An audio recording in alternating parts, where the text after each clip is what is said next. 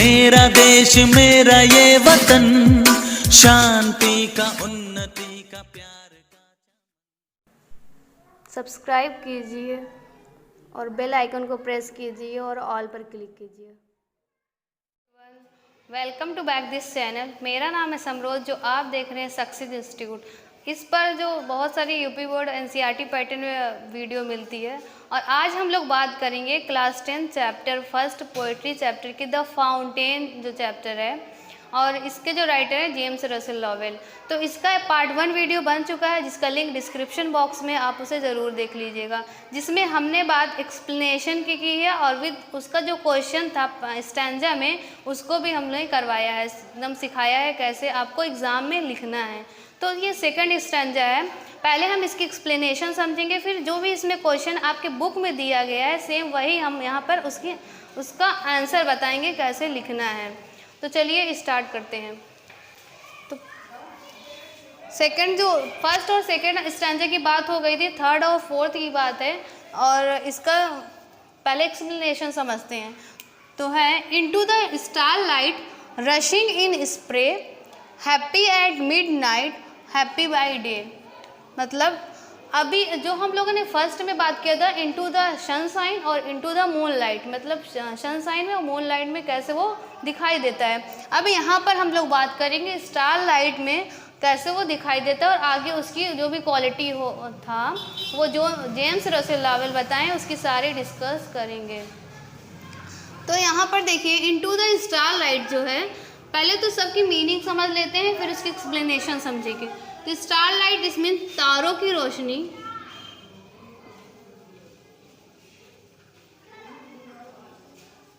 और रशिंग हो जाएगा मतलब दौड़ते हुए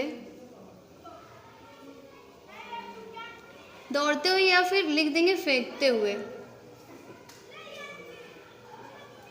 और स्प्रे का जो होगा मीनिंग वो फुहारे होते, स्प्रे इट मीन्स फुहारे, जो फव्वारे के जो फुहारे होते हैं, ये हो गए।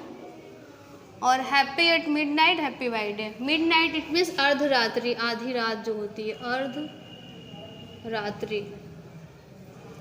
तो अब इसकी एक्सप्लेनेशन समझते हैं। इनटू द स्टार लाइट तारों की रोशनी में, रशिंग इन स्प्रे मतलब जो फव्वारा है, into the star light rushing in spray मतलब कैसे तारों की रोशनी में जो फव्वारा था, फाउंटेन इट मीन्स फव्वारा अपने फुहारे कैसे वो दौड़ते हुए मतलब फेंकता है। इट मीन्स जो भी तारों की रोशनी में जो फव्वारा वो अपना फुहारे जो हैं वो फेंकते हुए दिखाई देता है। Happy at midnight, happy by day. और जो फव्वारा है वो अर्धरात्रि मतलब आधी रात को भी और दिन में भी वो खुश दिखाई देता है। तो इसका एक्सप्लेनेशन ये हो गया। अगला है ever in motion, blithesome and cheery, still climbing heavenward, never aweary. पहले तो इसकी मीनिंग समझते हैं। मोशन इट मीन्स जो होगा गति होगा, इवर होता है सदैव हमेशा, ब्लाइटसम और चियरी का मतलब सेम ही होता है हैप्पी जैसे खुश। इसका हो जाएगा प्रसन्नचित, इसका प्रसन्न नहीं होगा, तो बस हैप्पी से रिलेटेड है, प्रसन्न चित ही लिख देते हैं। स्टिल मिस भी होता है सदैव। क्लाइंबिंग इट्स मीन्स चढ़ना, और हैविंग वर्ड्स मतलब ऊपर की ओर, ये हो गया ऊपर की ओर। क्लाइंबिंग मीन्स चढ़ते हुए। तो नेवर अ वियरी इसका मतलब हो जाए थका हुआ।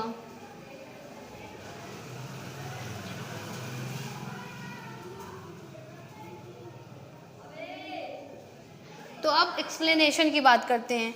इवर इन मोशन, ब्लाइटसम एंड चियरी मतलब जो भी पोएट है जेम्स रसेल लॉवेल वो बताते हैं कि इवर वो जो गति करता है वो अपने मतलब मोशन में भी क्या रहता है, ब्लाइटसम एंड चियरी प्रसन्न दिखाई देता है, बहुत ही प्रसन्नचित रहता है।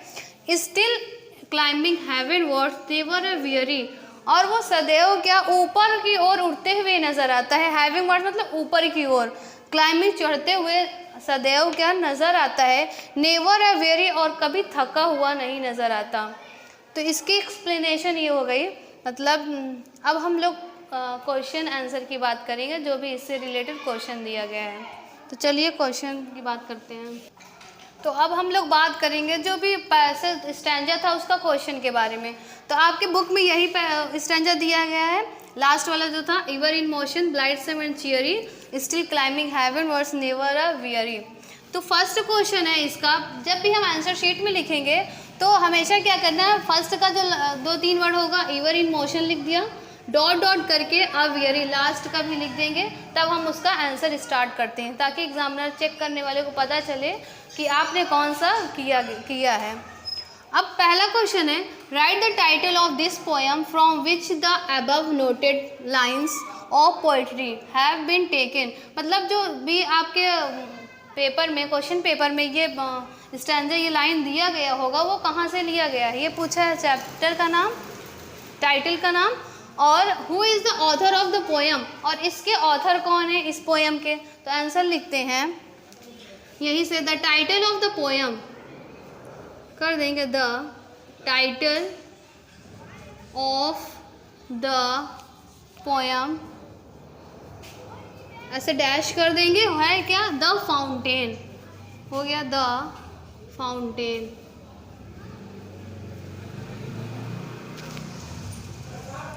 हो गया। अभी दूसरा इसे पूछा, who is the author of the poem, तो यहीं से हम लोग कर देंगे the author of the poem. ऐसे यहाँ पे हु जो है मतलब कौन है, यहीं पे हु की जगह जो भी ऑथर का नाम है वही ऐड कर देंगे। तो हो गया जेम्स रसेल हो जाएगा, James Russell Lowell is the author of the poem. तो बस ऐसा पूछेगा तो who is the author of the poem, बस हु की जगह जो भी ऑथर होंगे उनका नाम लिख देंगे। हो गया, James Russell Lowell is the author of the poem. First answer ये हो गया। अब सेकंड आंसर की बात करते हैं हम लोग।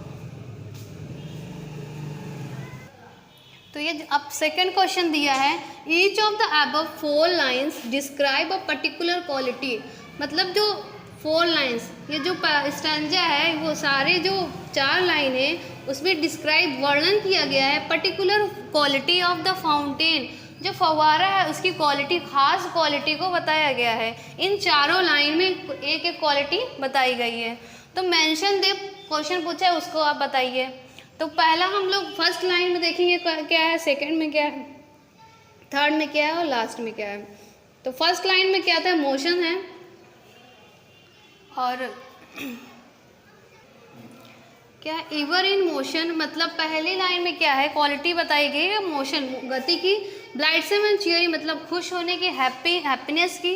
स्टिल क्लाइंबिंग हेवनवर्ड मतलब ऊपर की ओर उठता है, तो क्लाइंबिंग हो जाएगा अपवर्ड। लास्ट का नेवर ए वेरी मतलब कभी नहीं थकता, तो इस लास्ट की क्वालिटी हो जाएगी नेवर गेट टायर्ड। तो हम लोग एक एक 1 बाय 1 लिखते हैं। तो पहला लिख देंगे, the first line describe it's motion. First का हो गया मोशन। सेकंड हो जाएगा, the second line describe it's, यहाँ पे तो ब्लाइटसम एंड चियरी मतलब खुश होने की हो जाएगा हैप्पीनेस, यहाँ लिख रहे हैं हैप्पीनेस। थर्ड की बात है, हो जाएगा the third line describe it's still climbing heavier मतलब ऊपर की ओर चढ़ते हुए नजर आता है, नीचे इस साइड लिख दे रहे हैं क्लाइंबिंग अपवर्ड मतलब ऊपर की ओर। लास्ट है द फोर्थ लाइन डिस्क्राइब, क्या नेवर अ वेरी कभी नहीं थकता, तो हो जाए the fourth line describe that it never get tired मतलब वो कभी थका हुआ नहीं महसूस करता। The fourth line describe that it never get tired. जो क्वेश्चन था मतलब 4 लाइन्स में जो डिस्क्राइब किया गया है particular quality of the fountain, तो चारों लाइन में क्या था, फर्स्ट में क्या था, द फर्स्ट लाइन डिस्क्राइब मतलब मोशन गति का वर्णन किया गया है। The second line describe it's happiness, second line दूसरी लाइन में जो था वो हैप्पीनेस खुशी की प्रसन्नचित्त की वर्णन किया गया है। The third line describe it's climbing upward, जो तीसरी लाइन है उसमें ऊपर की ओर चढ़ते हुए दिखाई देने की वर्णन बताया गया है। The fourth line describe that it never get tired, चौथी लाइन में क्या है, वो कभी थका हुआ नहीं महसूस करता, इस बात का वर्णन किया गया है। अब हम लोग अगली क्वेश्चन, नेक्स्ट जो भी क्वेश्चन है उसकी बात करते हैं, कैसे उसका आंसर होगा। अब नेक्स्ट क्वेश्चन था what is the meaning of the word still, मतलब जो स्टिल वर्ड दिया उसकी मीनिंग, एक्चुअली मीनिंग क्या है। अभी हम लोगों ने देखा था एक्सप्लेनेशन में, एवर इट मीन्स इसकी मीनिंग थी सदैव, स्टिल का मीन्स भी होता है सदैव, तो उसकी मीनिंग लिखनी है इंग्लिश में। थर्ड क्वेश्चन था what is the meaning of the word still, मतलब जो स्टिल वर्ड है उसकी एक्चुअली मीनिंग क्या है। तभी यहाँ बताए थे हम लोग एवर इट मीन्स सदैव होता है, स्टिल का मीन्स भी क्या होता है, सदैव होता है। अब जो आंसर लिखना है वो इंग्लिश में ही लिखना है, तो लिख देंगे स्टिल मीन्स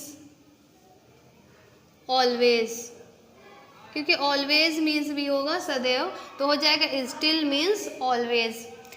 फोर्थ क्वेश्चन है point out the rhyming words in the above noted lines, मतलब जो राइमिंग वर्ड्स बताना है जिसकी प्रोनाउंसिएशन क्या होनी चाहिए, सेम होनी चाहिए, और वर्ड्स भी लेटर भी सेम होना चाहिए। अब यहाँ पे देखिए ever in motion blithesome and cheery, इसमें क्या है लास्ट में ही देख मैच करिए, चियरी है, इधर के नेवर है वेरी, तो इसमें जो स्टैंजा में क्या है चियरी एंड वेरी, हो जाएगा द राइमिंग